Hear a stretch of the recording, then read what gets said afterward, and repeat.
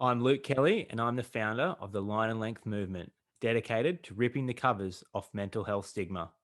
After a rough spell with my mental health, I contacted a large number of mates to come together to play a game of cricket with a very unique point of difference. In between innings, a supportive platform was provided where those who felt comfortable showing some vulnerability openly spoke about their personal mental health journey. Thus, the Line and Length movement was born.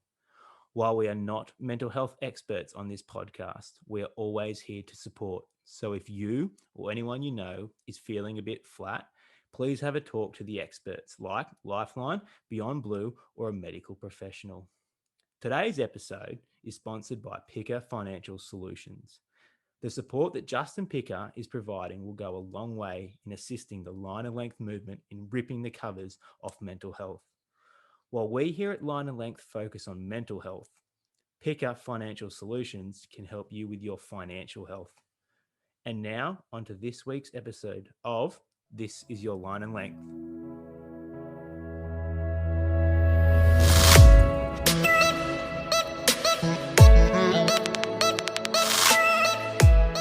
G'day team, welcome to a slightly different format for This Is Your Line and Length. This is our first sort of live recorded episode. I'm your host Aiden, joined here by regular Kel. How are you, mate? Yeah, I'm going well. It's great to be in your presence, boys. And we've got today's guest, or this week's guest, Alastair Forbes. How are you, mate? Good. Glad to have you boys here. So yeah, it's great to be in person as well, like rather than a video call. I think 2020 is like done and dusted with the old video calls. Yeah, it's certainly nice to have sort of in-person meetings and actually be able to see each other. Essentially, you're hosting us, Alastair. Yes. Would you like some water? Thanks, mate. Done a great job. Forbes, before we get into it, mate, why don't you tell our listeners a little bit about yourself? Yeah, no, definitely. So I suppose to start at the beginning, I grew up in country New South Wales. So I grew up in Orange originally, and then went to high school in Bathurst, which is obviously one of the common denominators that most of us do have. I'm the eldest of 4 kids. So mum, dad moved us from Orange to Bathurst, eldest of 4, so 2 brothers and a sister. So fairly big family. After that, sort of, I don't know, like fairly outdoorsy, enjoy traveling. Sort of went on a fairly big adventure between high school and university, and yeah, I don't know, love my footy, love hanging out with sort of you boys as well, so which is always a bit of fun. And yeah, I suppose that's a super top line there without getting into This is the Cliff Notes version. Real interview sort of bullet points right there. So nice. So you work in sort of sales and the advertising industry. We've had Hayley Westerby on about 2 episodes ago. What was she sort of spoke to the fact that mental health's not really looked after that well, or it's improving within the advertising industry? Definitely. What's your experience been with that? Well, my experience in advertising, like I fell into advertising. I think it's probably something that I need to call out from the get-go. Like it's when obviously we met each other at university. Realistically, I was sort of a ship without sort of a North Star or anything like that, like sort of just passing subjects, and like somehow got a degree out of it. I moved to Sydney chasing after a girl, and I worked in finance, which was not for me at all. Like I was in a call center, it was like a pretty tough environment, like that sort of stuff, and I was just like, yeah, this isn't great. That's not you at all. No, exactly. And then advertising sort of I fell into advertising because girlfriend at the time, we broke up, and I was sort of like, what am I doing? What am I doing? I didn't move to Sydney to just work in a call center. Like that's literally it. So one of our mutual friends, Mitch Brown, that you guys obviously know as well, he sort of helped me get my foot in the door in advertising, and then been there for 6 years so far. Moved through the ranks. Yes. Mental health in advertising, like, yes, you do get support in the sense of just like your colleagues and like your sort of level, like everyone sort of understands you're in the shit. Like you're in the shit, like, oh, this sucks, don't worry, it'll get better. You get promoted, it gets better. You get promoted, it gets better. But sort of the information that doesn't get passed back is like the pressure does increase the higher that you do get, because obviously what I do in advertising is obviously, yes, I sell media space, so I maintain relationships with clients and media agencies. but then it's like you get bigger targets, you get more complex targets, you get a more complex sell, you get more sort of business pressures put on you, which is completely entailed in the fact that most advertising or media businesses do heavily rely on advertising dollars to come in to actually fund the company. Like the company doesn't exist without advertising dollars come in. But that being said, in terms of support for mental health, it is that you talk to someone to your left or to your right, but in terms of like sometimes when you escalate stuff up, that's as far as it goes. Like it's just like, oh yeah, we hear you. Yeah. And then that sort of silence in that space. But I will admit, I think COVID has probably unfortunately been one of a blessing in disguise for advertising, the fact that everyone all of a sudden had to work from home, and then all of a sudden you don't have this like communal sort of talking to each other. So therefore businesses have had to turn around and go like, what are we actually doing, guys? Yeah. Like, how can we help you? How can we help you? How can we deliver it? Exactly. Like all of a sudden, I think the fact that we've all proven, like everyone in media has actually proven that we can work from home. Like that was one of the big things of just like, no, bums and seats. Like you have to be present. You have to be here to get your work done. Whereas now all of a sudden, all of us have gone like, guys, we can do this. Like, why do I have to wear a suit? Why do I have to travel into CBD Sydney when I live an hour and a half away? Why do I have to do that when I can easily log in the morning, 8:30? I'm just as productive. I can actually do stuff for myself. Why do I have to do this? So now all of a sudden, like media businesses have started turning around quite dramatically and going like, no, guys, we're here for you. How can we support? How can we do these sorts of things? So yeah, it's still got a way to go. Definitely got a way to go. But at the same time, it's it's getting better. I think it's the best. Forbes, you mentioned people, like as you go up, the pressure just gets higher. Like the sell is that it'll get easier. But as you go up, it just gets harder and harder. Are you finding that everyone in your sort of corporate world is always trying to climb the ladder? Yes and no. Like it's like you generally go like the structures obviously and the titles obviously change in between. You generally get like your entry level, where realistically coming in your data entry, your reporting, your implementation, like you're sort of very, very basic of just like, hey, here's this, do that. Like that's sort of it. And then obviously you step up.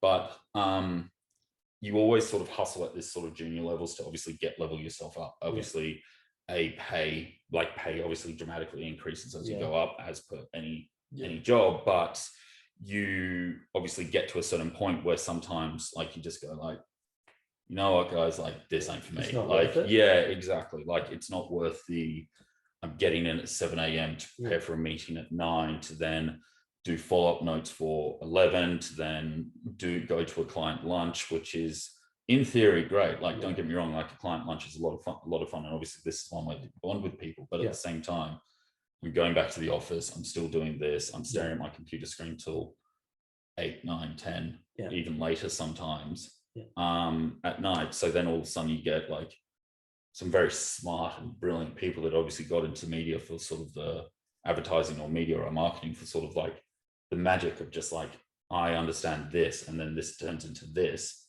Like that's the dream. That's the dream, that you obviously get a problem that you can solve and then present it to a client or win an award or something like that. But then unfortunately some of the day-to-day stuff does bog you down, and people go like, you know what, like I haven't seen my parents in like 2 months. I haven't seen my girlfriend. I haven't seen my partner. Like life is going on and I'm just sitting here punching in an Excel. So it's like people sort of go like, you know what, peace. Like I'm out. So would you say you're sort of seeing that now, where people are like, oh, I don't really need that promotion now. Like I'm happy where I am, because like there's always that sort of in society. It's like when I get that new car, I'll be happy. When I get that new house, I'll be happy. When I get that that new phone, I'll be happy. Is it sort of like there's sort of that persona? No, definitely. Like I think definitely. I think the vertical rising, like I'll be an account executive, then I'll become an account manager, then I'll become a senior account manager, then I'll be a director, and like I think that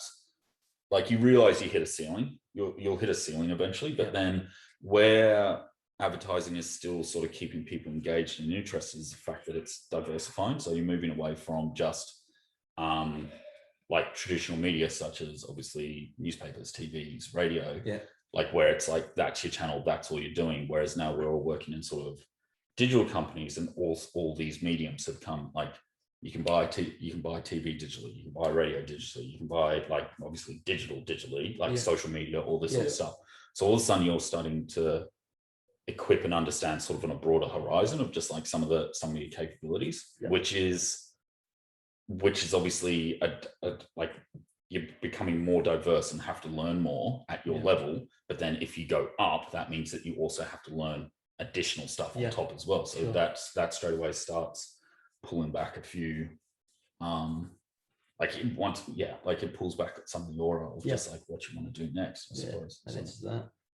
Forbes, you said sort of at the beginning that there were a lot of people that just kind of went, I'm out. I don't want to do this sort of anymore. And I had a similar experience when I was in sales. It wasn't that I couldn't do it. It was just that I realized that I didn't want to do it anymore. That I wasn't getting joy out of it. How do you manage that sort of thing yourself? Definitely. Like it's you go through the thought process not every day, but like you definitely have the thought process of just like, why am I doing this? Like it's the like, I mean, for a paycheck, I mean, for like the team's awesome, like whatever, like it's, and sometimes obviously it does weigh you down, and sometimes just like, mate, like I'm not saving lives. Like I think like there's literally people that we went to uni with where like they left uni and just did a complete 180. Like I think Bear's probably one of the best examples I can ever list. We just like it's, if you haven't listened to Ryan Bear's one, suggest going back and listening to that. Context of that one is like at uni, like obviously we played footy together, and like rough and tumble, and like you sort of like you sometimes in footy you have to bite down on your mouth guard and sort of like, this is going to suck, but we're doing this. And like Bear was always one of the first people that was there, just like he was front line, he was just always there. But then obviously he went from a fairly loud, robust guy to like generally like he's a lawyer, like he's a big dog, like big 180, big 180, like he's got his head screwed on. But then it's obviously for myself, like I enjoy, like I've moved through a few companies in my time since I've been in advertising. The current one that I'm working for is a audio tech company, so Spotify. I work for Spotify at the moment, and it's interesting. I find the problems that we're sort of working on at the moment, or sort of are offering in market, is very interesting. I really enjoy what we do. The team is like, I've never been so supported in my life, like in terms of my working career. Like I've got 2-3 managers. So so I've got like, there's a GM of sales, there's a director of sales, there's a group sales manager, there's me, then there's 2 underneath me. Any of the 3 above or the 2 below, or anyone else in the business, if I've got a problem, I know I can turn to them and sort of like, either online or just like, oh yeah, I'm working on this problem, like what do you think, how should we do this, like I'm thinking this XYZ. They'll come back and sort of like, we'll bounce ideas off each other. Or I can turn around and go like, hey, offline chat, like, all right, cool, let's jump in a room, what's going on, like what's happening? And it's just sort of like, hey mate, like I'm really struggling with this at the moment, like what can you do, like what do you have any pointers or anything? So I was like, yeah, of course, like chat it through. And then obviously behind that as well, there's sort of the support, there's a support network where it's like counselors on call sort of 24/7. Oh, yes, really? we That's are great. Yeah, it's brilliant. It's in your starter pack. It's in your starter pack that you get. Like obviously everyone gets like an onboarding process and all this sort of stuff. But one of the big things that they called out is there's a support network, and then they also have a program called Heart and Soul, where it is literally constantly like there's Heart and Soul representatives in each one of the departments, and they sort of go around and just like, all right guys, this week we're doing a monthly wellness. So it's like they give you a list of just like, try going for a walk in the morning, try cooking your own lunch, make sure you switch off your computer, all these sorts of things. Like even yesterday, for example, they organized some vouchers to go do a sensory deprivation float tank. All right. Wild.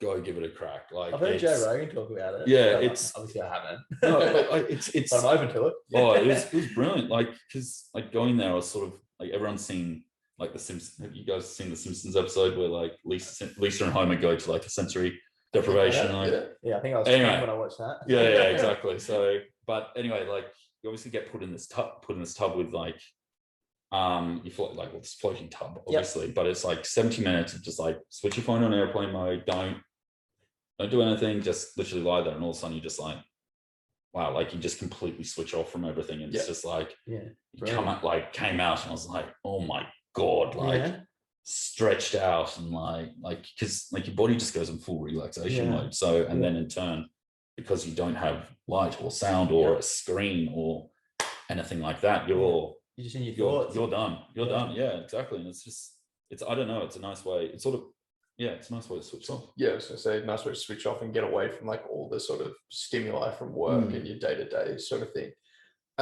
What's your sort of like personal daily self-care routine? Like, make sure you look after yourself. Definitely.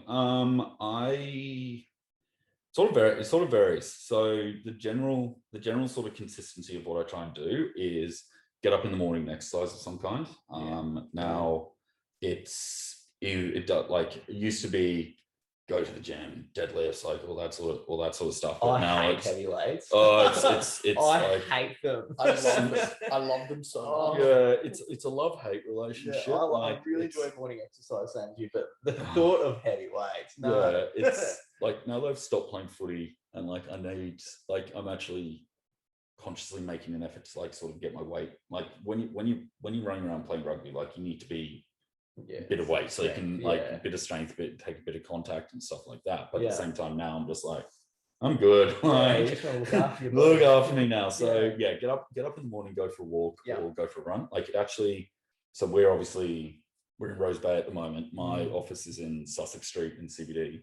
It takes me 50 minutes to walk into the office. So it's like a good switch on sort of like you're walking past all the water, and like you're walking through parks and stuff like that, and it's like it gives me time to sort of mentally get ready for the day, of just like, and worst case scenario, I've exercised for today. That's right. Like even if I'm anchored at my desk and like unfortunately I can't move, which I like, you have those moments every now and again, but at least this way I've been able to do it.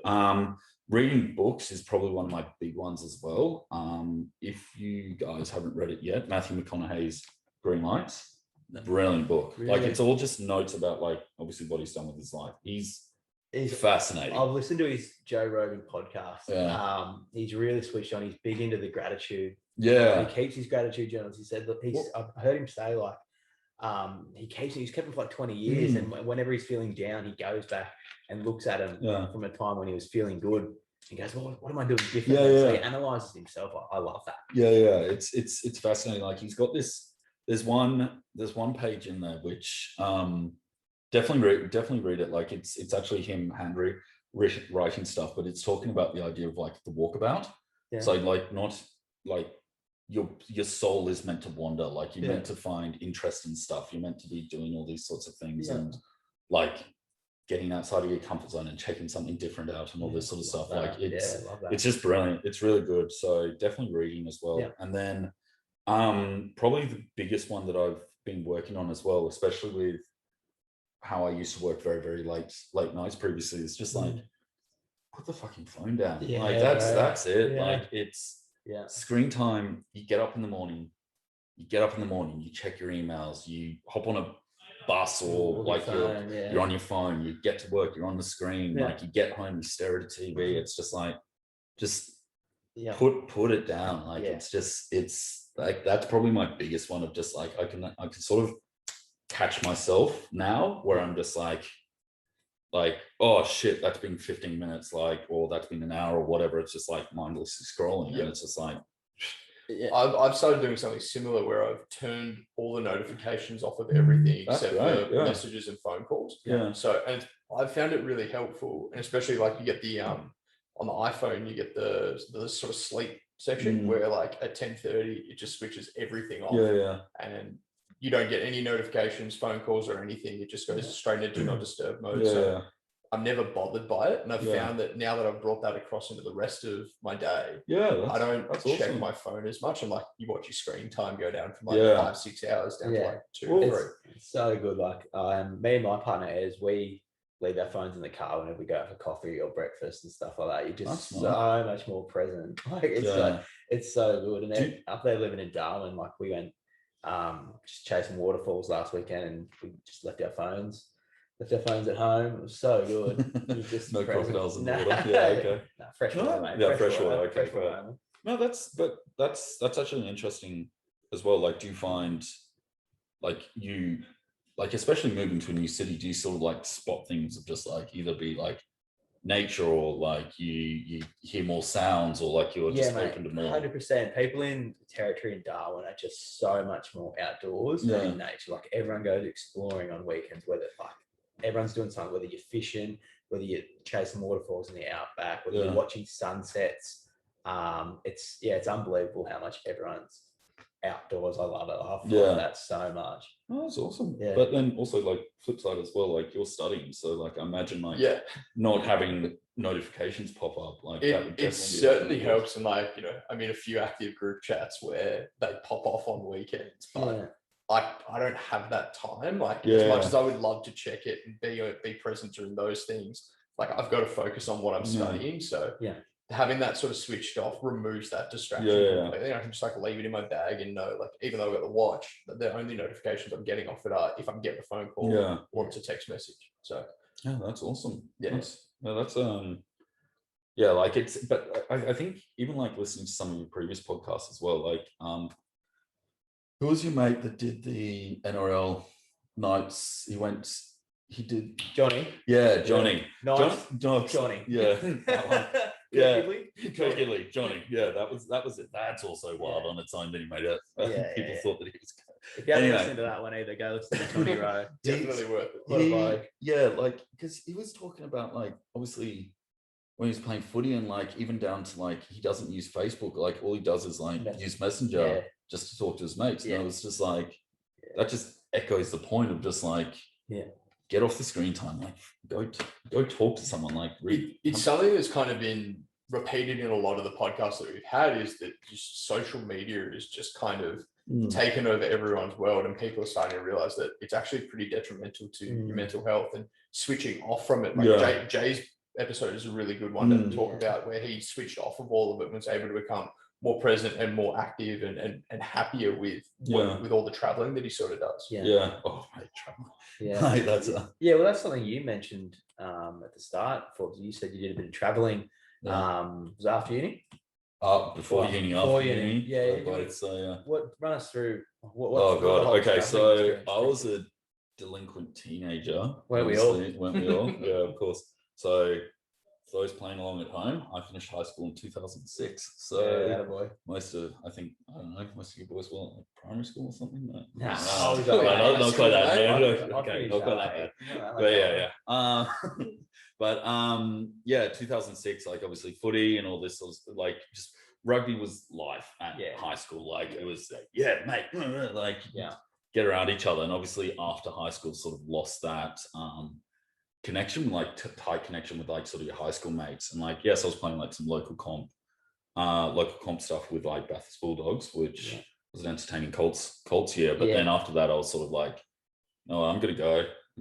And so moved to California actually. So I went there. Originally I was staying with a friend, cousin, staying with my cousin in Berkeley, which was great. So which was a lot of fun. And then I moved up to Lake Tahoe, which is Northern California, a ski resort. Worked at a resort called North Star, and that was the most wild time of my life. I think is probably the best way to put it. Was there for a while. Came back to Australia. Went back to Bathurst for a bit, and I got a bit bored after a while, so I moved up to Hamilton Island. Worked up there in the yacht club up there, just as a bartender, bottle shop attendant, and sort of once again, just partying. Like it was like it was 20 at the time. 20 at the time. Like it was great time. Met a girl whilst I was there. Sort of, she was English, and then she. Like her time in Australia came to an end, so sort of was like, well, guess we're off to England there. So moved to a city called Bath, which is like big rugby town, huge rugby town. That was half the attraction right there. And then After a couple of months, we sort of went our separate ways, like the holiday romance, like whoever knew didn't really follow through in the real world, and then moved to a city called Gloucester. Big rugby town again. Yep, exactly. I'm getting a theme here. Yeah, exactly. And then was working in a pub there for a year or so. Like I met a guy that I used to hang out with quite a bit. His name's Paul Doran Jones. He was like front row for England, so it's just like loose, like Mike Tyndall, like Zara Phillips. They used to like come into the pub all the time. Like it was don't think like a, it's sad, but like don't think the Eddie Hotel. Like it was like a pretty swish up there. Like RIP the Eddie. Yeah, RIP the Eddie. And then after I think it was like one night there was a fight in the bar, and like I was the only guy working apart from the chefs, and so I had to go break it up. And then this old dude, like he was like in his, I don't know, like it was like in his 50s or something. He took a swing, and he just like missed me, but at the same time I was just like, is this what life is going to be now? Like I don't, all I've got is sort of, I've worked in pubs for long enough that I can run a bar. Yeah. And I know how to play footy, and I was just like, right, I need to do something different. We are lovers, not fighters. Yeah, 100%. Like that's not going to change. No. And then called the old boy. Like dad worked at Chelsea, which is obviously where all of us met. And dad was just like I think it was like within 15 minutes, he was just like, give me, like, leave it with me. Next day he called me. He was just like, mate, you're enrolled in a business marketing degree. Like you start your course, like this was in like October or something. Your course starts in February. Everyone flew over to the UK, like mum, dad, brothers, sister, because my sister ended up staying in England working at like it's a school called the Dragon, which is like it's in Oxford, like it's a fairly affluent, well-known school. It's up there. But so my sister was working there, and so then obviously my sister stayed, I came back, started uni, and going from there.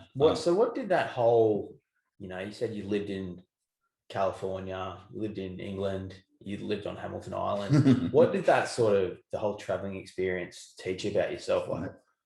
Well, I suppose there's two sides of it, because like it's, whilst you're that young, you got no idea what's going on. Like I don't, like between the ages of 18 to 21, I was the dumbest human being in the world. Like I think that's nice. I can echo that as well. Exactly. So, but it's like the one thing that I sort of picked up was I've got to be self-reliant. Like it's like I haven't got mum, I haven't got dad to be able to bail me out. Like it was like North Star. Yes, there were other Australians there. However, I was by myself. By myself. Like you could still chat to people and make friends with them, but at the same time, pay your rent on time, pay your bills on time, make sure you're like eating properly. Like it's like bags of Doritos are not like a stable food source. So that was one part. But then the other part, which is like the traveling I did sort of after, sort of later on, like after university and stuff like that, that was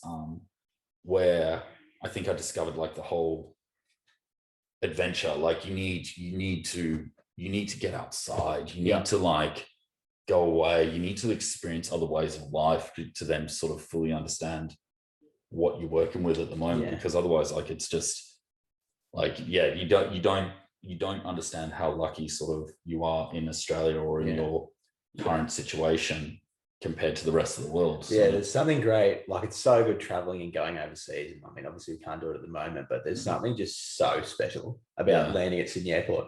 And I don't even live in Sydney, never will. But it's just, we're coming home, you're like, oh God, I love this place. But I'm glad I went. It's funny, whenever I've come back from overseas, I always make them take the bridge. So you drive across the bridge instead of under the tunnel. Just like live up north. But it's like, it's just that nice of like going over the bridge, being able to see the harbour and all of that in Sydney. See the water, see the blue sky. So obviously you've touched on that you've travelled a fair amount, and that's obviously something that's important too. Definitely. I vaguely remember a story about you heading off to Mexico and coming back after a life-changing event while you were there. Can you get into that a little bit for us? Yeah, no, definitely. All right, so I'll do a pre, during, and post. How about that? So So pre, Pre's, once again, like work. Yeah, like, so was that work? Okay, sorry.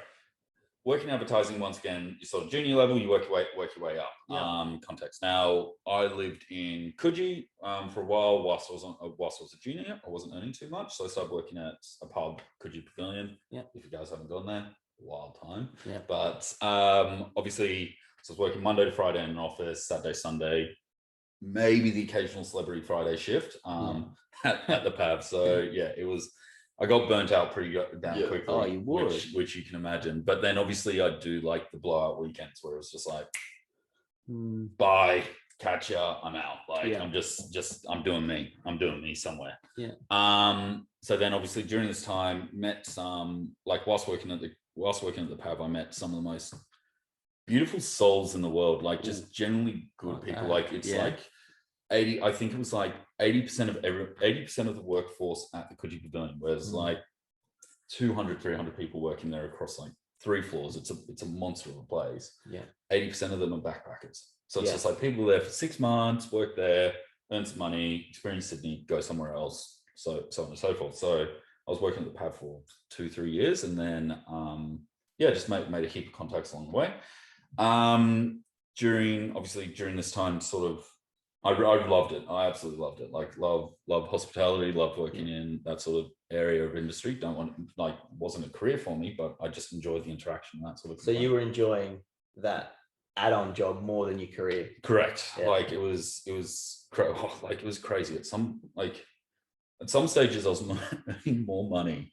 It was actually crazy. I was earning more money working as a bartender than I was working in advertising. Is that right? Like hourly rate. Like it was crazy. But yeah, anyway, but yeah, I was enjoying the human interaction. I was enjoying meeting all these people and this sort of stuff. So then there was a group of Mexicans that came over. So before that, before the group that came over that I feel like I bonded with the most, the group before that, there was a group before that, which was like older brothers, older sisters, and like it was like a whole families sort of came across to Coogee, like come work at the PAV, experience it, it's amazing, then go explore Australia. I was like, sweet. And then so this group sort of, they all dripped and drabbed off, and then one night went to dinner with a Mexican and a Spanish girl. So the Spanish girl I've worked with, her name's Maria. I worked with her for like 4 years. She's going out with a guy called James, who also worked with for like 4 years, and they're like one of the most beautiful couples I think I've ever met in my life. Like just generally good souls. Anyway, we were taking the Mexican, her name is Delilah, out for dinner because she was flying out to Mexico like the following, like a day or two later. Yeah. Obviously, as you do, you get a bit excited during a night out. I think it's just like, go to Mexico, let's do tequila shots. Yeah. Like handful of them later, then wake up in bed, like completely coherent, of course. Like, wake up in bed the next morning and I'm just like, whoa, that's a little bit dusty, and sort of, as you do, start checking your emails, and I see this email. I see this email from Qantas going like, congratulations on your booking. And I was just like, okay, what's happened? Brilliant. It's like, click on it and it's like, oh yeah, you bought flights to Guadalajara, which is like the city that Delilah is from. I was just like, yeah, cool. Nah, it's fake. I didn't do that. It's fake email. Yeah. Look at my bank account. No, it's real email. Like it's like a fair bit of cash got dropped. Just like literally on a whim. Yeah. So like the flight was in, I think it was like 4 weeks time. So the next so that was a interesting one. And like the girl, like going back into like a group message, the girls were just like, man, you've bought tickets to Mexico. Like we're all going to Mexico. Like Maria was already going. So obviously what happened was like, Lila's going, Maria's coming over to see them and sort of do a trip around Mexico. And I was just like, I'm coming, like we're doing this. And so then obviously that morning had to walked into work, and I was just like, so told the other account managers at like the other level of just like, we bought tickets to Mexico. And they're just like, well, have fun with that. Yeah, exactly. Well, it's like, good luck explaining this to the manager, to the boss. And I was just like, okay. And like the way I went about telling my boss was like the dumbest way possible. Where like he walks in, he's just like, "How is everyone?" And everyone's just like, "Well, just got something to tell you." And he's like, "What?" How I was like, professional. "Bought tickets to Mexico." And he's like, "Well, I hope the cancel. Like, I hope you got insurance on canceling it." I was just like, "Okay." And then like we had a chat like obviously as you do, like, and it makes sense. Like you can't really have someone rolling in going like, "Mate, got drunk, bought some tickets to Mexico," and it's like, no. Oh, but anyway, no. But like, luckily, stars sort of aligned. Like, I was able to like, no one else was on annual leave, and sort of like the stars aligned. And anyway, like it was all fine. And then, flew over to Mexico, and it was eye opening. Like, it's wild. Like it's well, like, so Guadalajara. Yeah. Guadalajara is on the west coast, and it's not like a heavily traveled, like there's tourists go there, but like most English white guys don't know go. about It's it. a university town. Myself, Sean Burley, and Hugh Medway went there. Yeah, exactly. Like I don't know why we added that. It's a crazy place. But then sort of whilst we're there, like I stayed with some of the like couple of the families whilst we're there, and sort of Maria and I sort of like do our own little travel. But it was just like openly accepting, and like they were like they obviously everyone speaks Spanish, and like they're broken English and all this sort of stuff, but everyone was making such an effort. I speak tres cerveza, por favor, 3 beers, tres tequila, por favor. That's it. Like 3 tequilas, please, 3 beers, please, and that's as much as I like. Dos is, I think, is 2. So that's it. that's my level of Spanish. So you can obviously understand that they made such an effort, like speaking English to me and making me feel welcome and all this sort of stuff. And it's just like, yeah, sweet. And then so like we flew in on the Wednesday, sort of partied, like went to a few houses, went and checked out a few things, went exploring. Then on the weekend they were just like, we've got a surprise for you and Raya. And I'm just like, yeah, sweet. So we met up with the rest of their group, which was like 15 people, 15-20 people. Yeah. And like we drove like I think it was like 3 hours down the coast into the Gulf of Mexico, like down the coast, down to a beach town. This town was maybe like 200 people. Definitely have not seen a white dude in like white English speaking dude in quite a while. I was like, oh God, like what's going on? Like, am I about to be like banged up abroad or something like this? Like what's about to happen here? But then like one of the guys, his grandfather built this house that had like 15 bedrooms for all of his grandkids, like for all of his kids and all his grandkids. So we were staying there. And then it was just like, all right, like we're here, like we're just gonna hang out at the beach, and then we're gonna have like a few little parties and all this sort of stuff. I was just like, okay, cool. Like and then that's where I started actually having, whereas before I was like the token Australian friend that was getting paraded around like at parties, and like people coming up to try and talk to you and stuff. And like, you weren't like, oh yeah, hey, and like, oh, whereas now it's like sort of, you're at a beach, you're chilling out, like you're sort of, people bringing you food and like you're getting drinks and all this sort of stuff. And it's just like, it's very, very, it's a lot more relaxed and like a lot more chilled. And this is where sort of people started talking to me on one-on-one as well, which is where it was brilliant. So like, there's a guy called Eloy, just butcher his name all the time, but like he worked up in Canada. He worked up in Canada as a builder and then came back to Mexico to become a lawyer. And so he's a lawyer now. But he was asking about like Australia and what's going on, all this sort of stuff. And like, it was just like, oh yeah, but like, it must be amazing. Like Australia is so affluent. Like you have all these freedoms, like you're able to do all this sort of stuff. And I was just like, oh yeah, like you can walk around, you can do this sort of stuff. Like you can go to a shop, you can buy something, you can do whatever. And it's just like, yeah, but like you must explore nature and all this sort of stuff. And I was like, oh, sort of like, and then I sort of told him like, I work in an office. I work in an office Monday to Friday, and then I work at a pub Saturday and Sunday. And he was just like, "Why? Like, what's going on?" It's like, "Oh, the cost of living's so high," or like, "I'm really pushing my career in advertising, and like I'm doing all this great work and all this sort of stuff." And he was just like, "Yeah, but like, when do you see your dad? When do you see your mum? When do you like see your mates and like your friends?" And I was just like, there it is. That's a great question. Like that was it. And I just sort of like obviously don't think that you're going to have like literally a career changing experience where I was just like, he Like he was just one of the happiest guys. He was cool. He was real cool. Yeah. He was a real cool guy. Like he played football, and that was my moment. Like he was just chilled, happy. Like he was becoming a lawyer. Like he was pushing his career. He had a amazing partner, amazing girlfriend. Like he had all the sort of stars aligned. Realistically, in a third world country, where it was just like, if the world ended tomorrow, I'm happy. I was just like, would you say, and he's saying that because of the social connection, like with his friends, with his family. Exactly. Like he had the balance, like he had the whole, like the work hard, play hard thing. Like I think that line is just like, that is the dumbest line in the world. Like no job in the fucking existence of humankind should be taking 16 hours of your day. Like you're a doctor. Like Monday to Friday, it's taking like plus 10 hours a day. Like there were days when you're doing 16 hours, and it's just like, if you're a doctor saving a life, yes, I get it.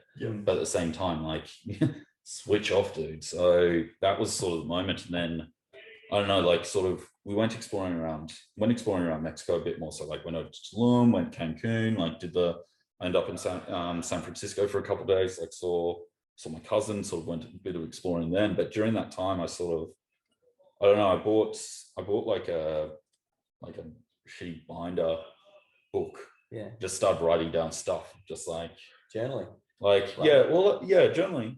Like it was journaling. Like it was just like writing down stuff. Like it was just like I imagined like I didn't have emails on my phone at the time. I didn't have notifications. So I was switched off. And so I was just like, and like I was in Tulum, and we went and checked out like a couple cenotes, which are like these cave swimming pools, basically. Like they're beautiful. Like they're all underground. They're all connected. And like went down into one, and I was just all of a sudden like, what would happen if I lost my job? Like, what would I do? Like, who would I turn to? What would I do in this situation? And sort of like wrote down that thought process. And then I was just like, what would happen if, I don't know, something happened to mum or dad? What would I do? And I started writing down that sort of stuff. And then like sort of on the flight back from San Francisco to Sydney, like that's a long flight. That's a long flight, especially in economy class. Especially in economy class with like your knees pressed up against your chest pretty much. But like I actually just went sort of back through and read sort of everything, because I think I did like 30, 40 pages of like just notes of like writing down, like just absolutely letting everything out. And it sort of just made it like, it just sort of came down to a few fairly key points where I was just like, work-life balance isn't there. Like it just full stop. It was not there like at all. Like it was, I loved the people and the buzz and all that sort of stuff, bars and hospitality, but that was one component. And then I enjoyed like the problem solving and all this sort of stuff, and advertising and like technology and all this sort of stuff. Like that's what I enjoyed, and all the things that I didn't enjoy, well and truly listed out underneath it. And that's sort of where I made the conscious call in my head, where I was just like, I need to change. I need to change full stop. And sort of, so I gave myself I think it was like an 8-month time limit. I was just like, there was not sure what, I think there were like, it was a specific date. It was just like something's happening on this date. And then I had a chat to a mate up north, up in Brisbane, where I sort of just made the point of just like, mate, like push came to shove, could I stay with you for a month? Just full stop, could I stay with you for a month? I'll pay rent, I'll do whatever, but could I just stay with you for a month? And he's just like, right, like, the bed's waiting. Like that's it. So it was like, that was my safety net. Like it was just like, worst case scenario, pulling the ripcord. Sydney, it's been fun. I'm out. Go up north and I'll start again. Like that was sort of my safety net. But then sort of when I got back into Sydney, I sort of started actively making changes. So I quit the pub full stop. Nice. Like I was just like, that was straight away. Having a weekend, like this is, it's good. Like it's just I completely agree with having a weekend. Like I've worked retail most of my life, so I haven't really ever had that sort of Saturday, Sunday off. I get varied days, and just when I went into corporate sales, and it was like I was Monday to Friday 9 to 5, and I had a weekend. The first weekend I had off, I just kind of sat there and was like, What do I do? What do you do? I honestly reckon I thrived in COVID because the pub was shut. Like I genuinely, from 18 to 29, I don't reckon I had a weekend without going to the pub. Yeah, exactly. When COVID happened, I just started exploring the suburb that I was in because couldn't really travel anywhere. So I would just go on these big, like 2-3 hour walks. Yeah, but also just like in the middle of the day. Yeah, like I'd be sitting there and I'd be like, right, I don't have any meetings, I've done all my work. I'm just going to go for a walk. I've got my phone on me, so if they need me, they can get to me. Yeah, exactly. Go and explore these like small areas around. I was living in Boston at the time. It was great. So you quit the pub. What else you've changed? I started reaching out to some of my professional network. Yeah. So obviously, like once again, in media, everyone sort of moves around. Everyone bounces around. Like it's actually hilarious. Like a manager that I really enjoyed working with. Like he was definitely one of my.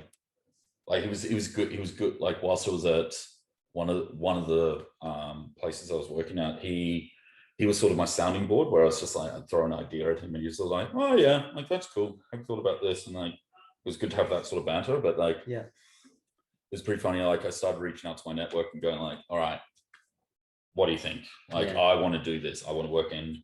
So I sort of set myself some fairly. I think it was like three or four mandatories. So it was like interesting. Like I had to align personally. I had to align with the company. So like I wanted to feel like you're doing social, like feel like you're doing social good, feel like you're giving back in back in something, some way, shape, or form. Yeah.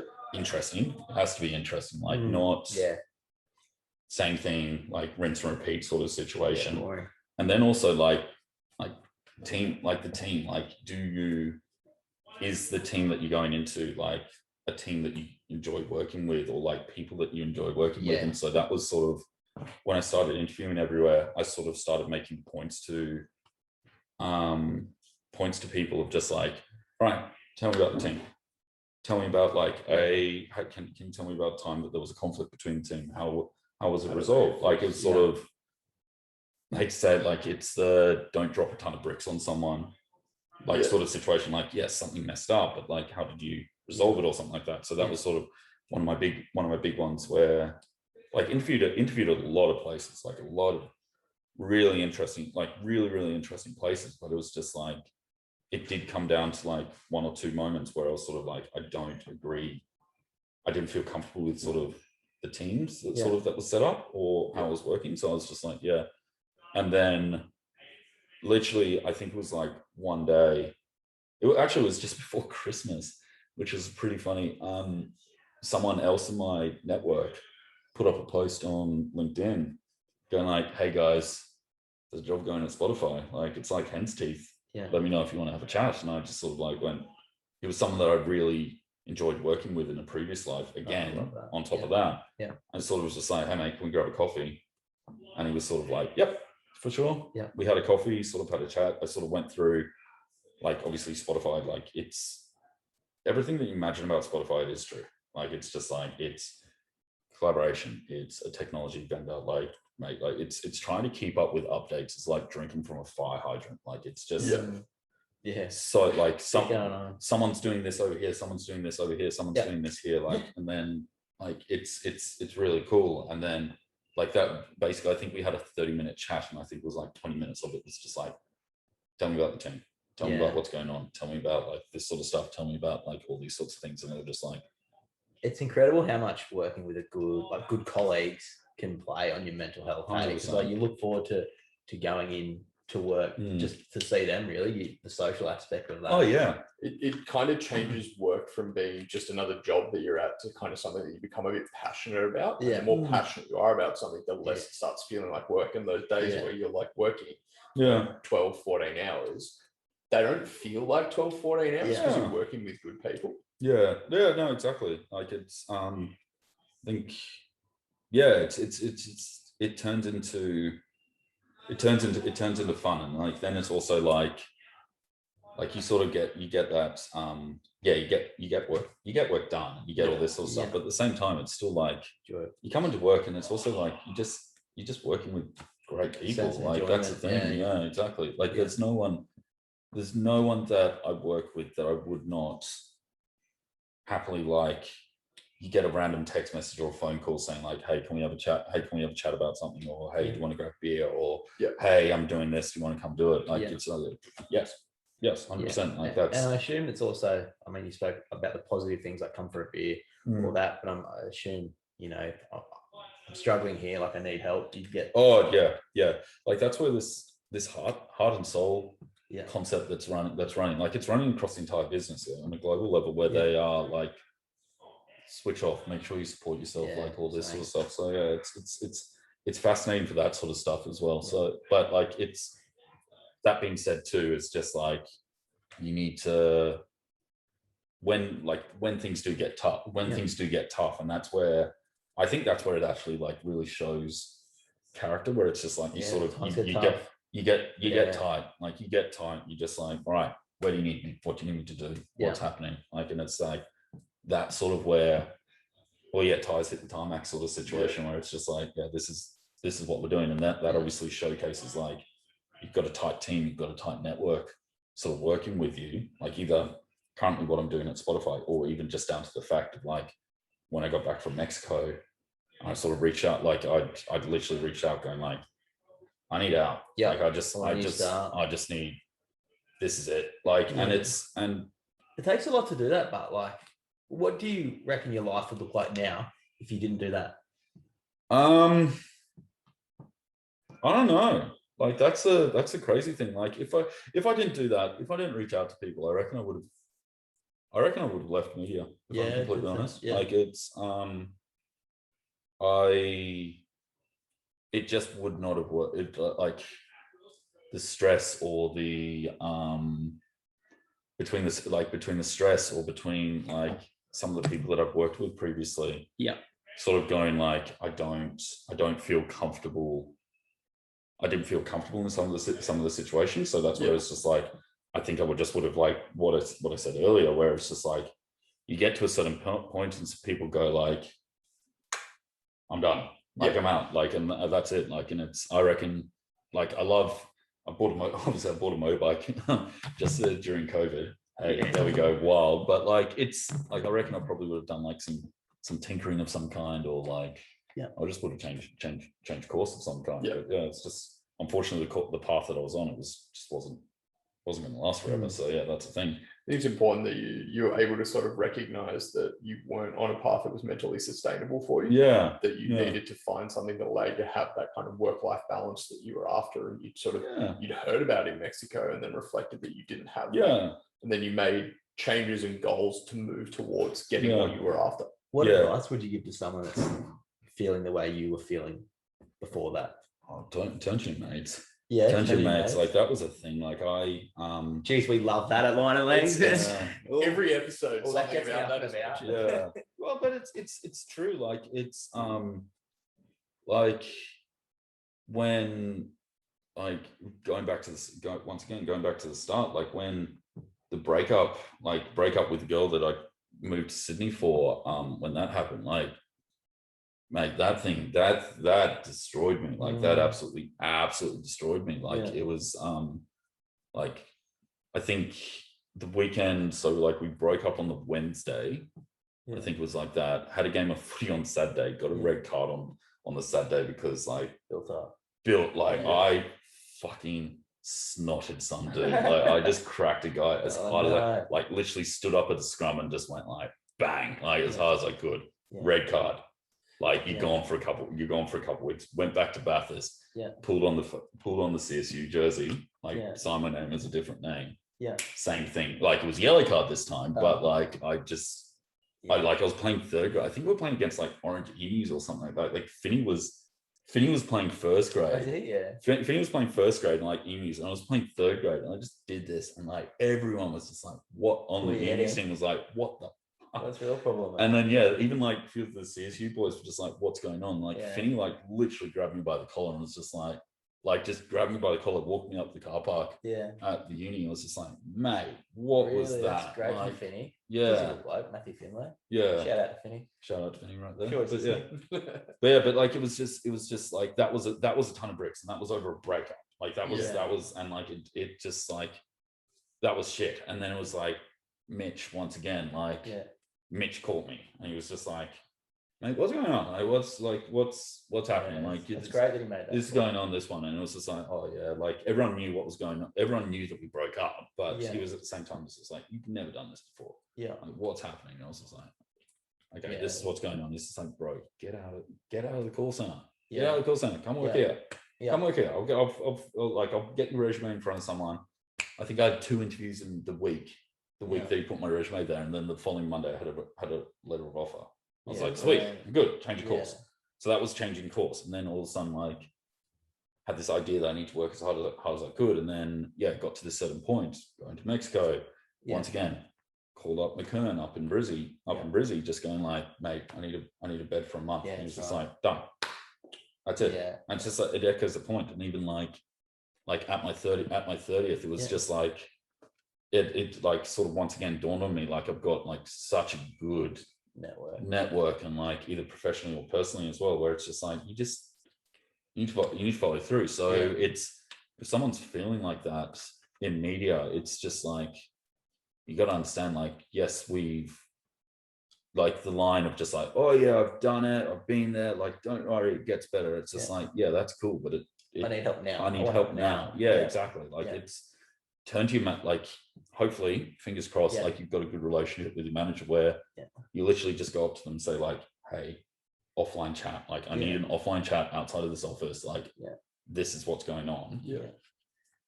Then that's where you can go. If you don't have that relationship with a manager, a colleague, a HR department, or someone like that, because it's like having all these sort of thoughts, all these pressures going on in your head, and you not having a release. And like if your release turns into booze, drugs, like whatever, like just that's destructive habits, it's not gonna last. It's not not worth it. So. Something that I kind of heard when you were talking about that was just the ability to you can make the change. And I think that's what a lot of people get stuck in, is that they get stuck in a job that they hate, but they've got all these external pressures that are like, well, I need this job because it's providing me X income, and that allows me to do everything. Or you get like the lines of just like, you don't know how good you got it here until you go out there, and it's just like, it's safe here. And it's, but it's also like, but it's so just draining on your mental health. And then you make the change and you go, oh my God, I should have done this years ago. But you don't have that courage until you get to like the point where you go, I just cannot do this anymore. There was a guy, like I did this program through work, which was called Elkim. So it's like high performance. Like he's a fascinating guy as well. Like he definitely, his name's like something Meikle. So like Elkim is his name backwards. But yeah, he's fascinating. But he was just like, it's like the power of 3, and sort of like he's got a few really interesting points. And he just made the point. He made the point like everyone that he interviewed as well. So like he's interviewed like Nelson Mandela. Like he's interviewed like high performance. Like he's top echelon. And like he made the point that everyone made a certain reference point as well, just like there's a moment where it's just like, just take the jump. Take the jump. What's the worst that's going to happen? Like you're gonna wake up in the morning, like go talk to the girl, go tell someone you care about them, quit your job, like all these sorts of things. It's just like, you'll come to like a defining moment where it's just like, just go for it. Like, what's the worst that's going to happen? I had that exact moment last year where I was like, I worked out, I was tossing up, do I stay at my job? Do I go to uni? Do I be 32 and in this job that I'm really struggling to find any enjoyment out of?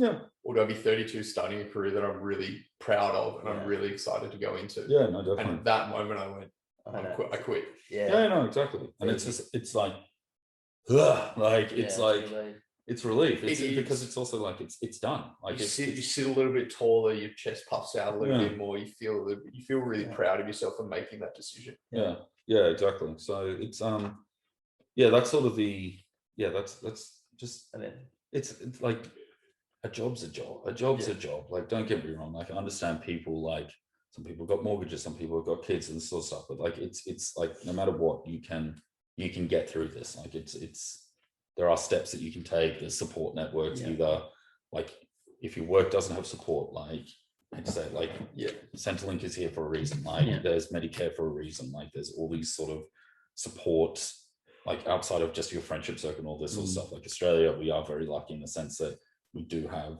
a support network that supports us, irrespective of like if you turn to it or not. So, like that also takes a lot of vulnerability to be able to do, like being able to kind of analyze yourself and go, this is what's wrong and this is what I'm going to make to go forward.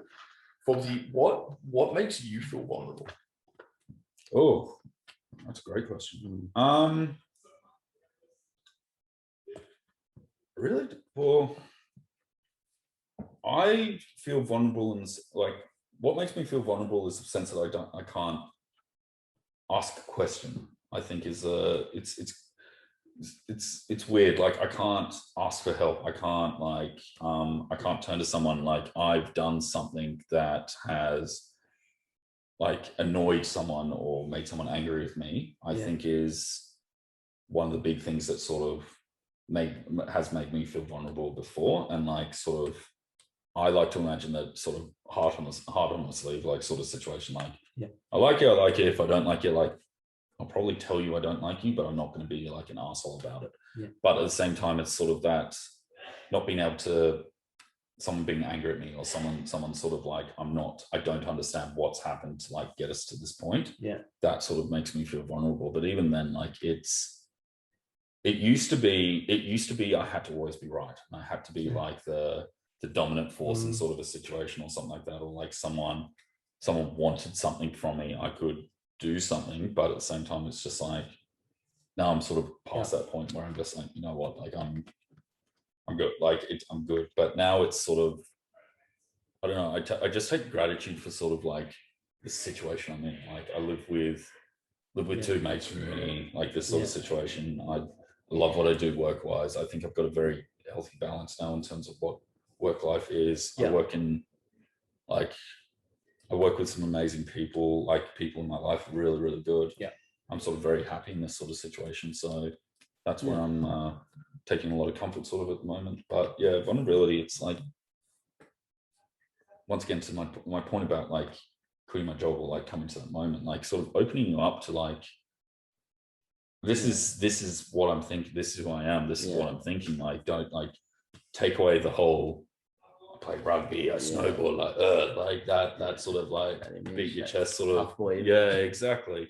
As soon as I got rid of that sort of mindset of just like Hugh Medway, another great podcast, like is a perfect example of just like we game, like we play, like he loves his game, loves his gaming, loves his gaming. Like when I live with him, I know we like sort of took a piss out of it at the end there, but like when I lived with him, like I just thought it was the weirdest thing. Exactly. Like I was like, this bloke, like he's the best footy player I've ever played with. Like he's wasting his talent. Like I wish I had a half his talent. He's just there gaming. And now I look back at it and I'm like, that's his thing. He loves it. Like, you know, good on you, mate. Yeah, exactly. Yeah, like it's like but like that's like something I enjoy doing. I enjoy listening to records. Like like it's obviously we're sitting in my lounge room at the moment, but it's like big TV there with Xbox connected to it. Like there's my record collection's just over there. Like obviously, it's like it's stuff that I enjoy, and it's like I used to like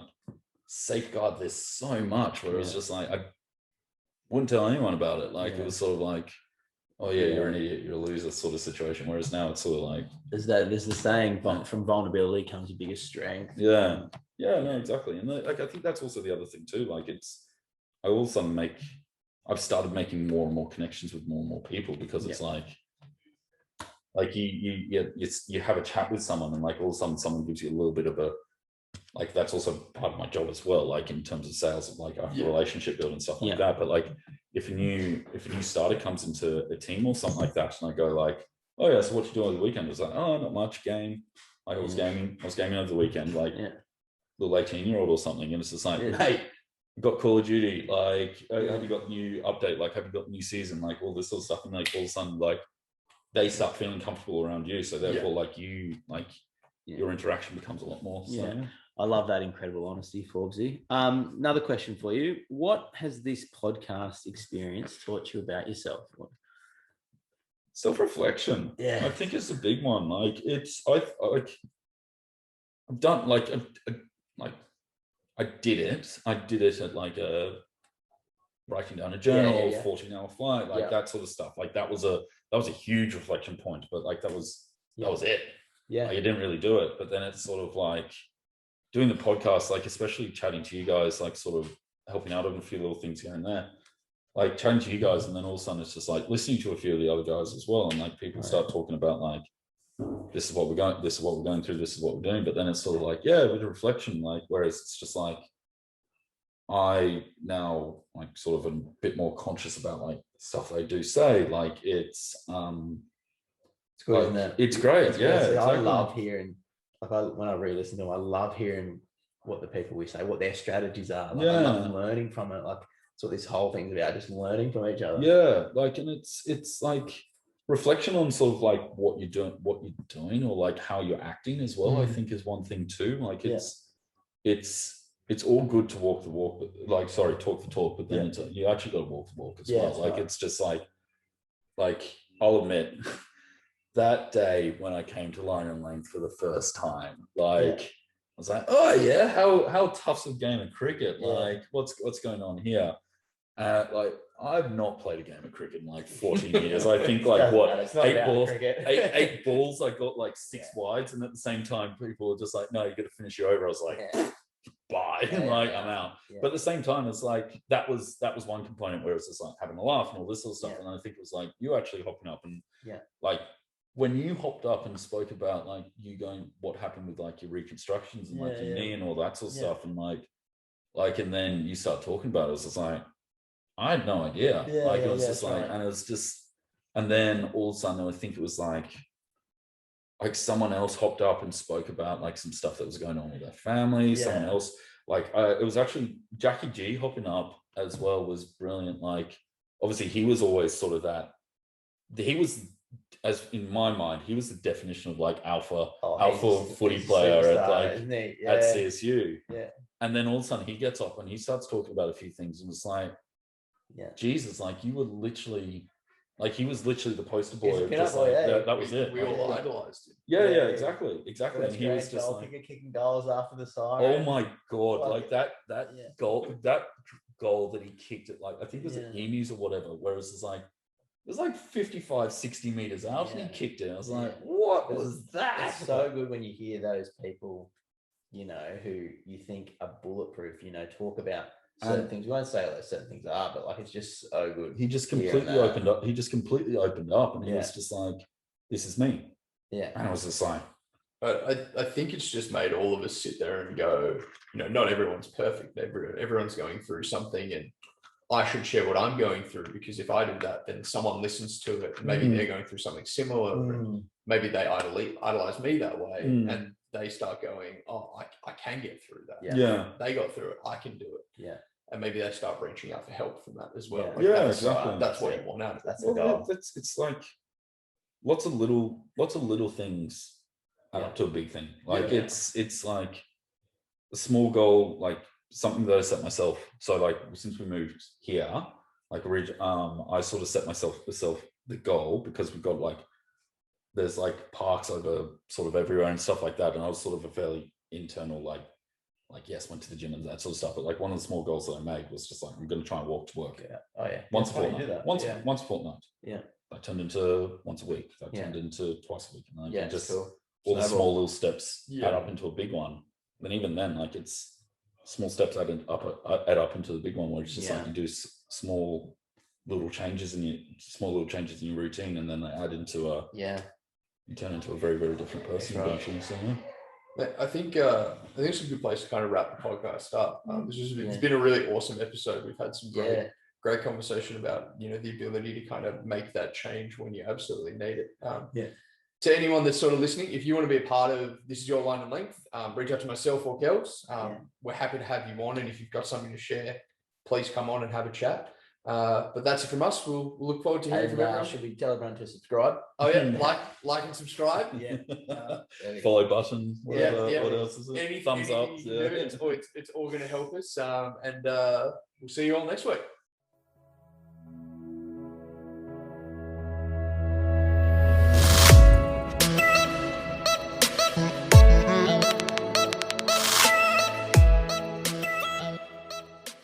This episode of This Is Your Line and Length was brought to you by Picker Financial Solutions. Picker Financial Solutions can help you with your financial well-being. This includes restructuring your finances, purchasing your first home, or purchasing an investment property. To reach out to Picker Financial Solutions, see the links in this episode's notes. If this podcast has made you realize that you or a friend would benefit from having a chat, please don't hesitate to reach out to experts like Lifeline, Beyond Blue, or a medical professional. In the meantime, take care, look after your lid, and look forward to the next episode of This Is Your Line and Length.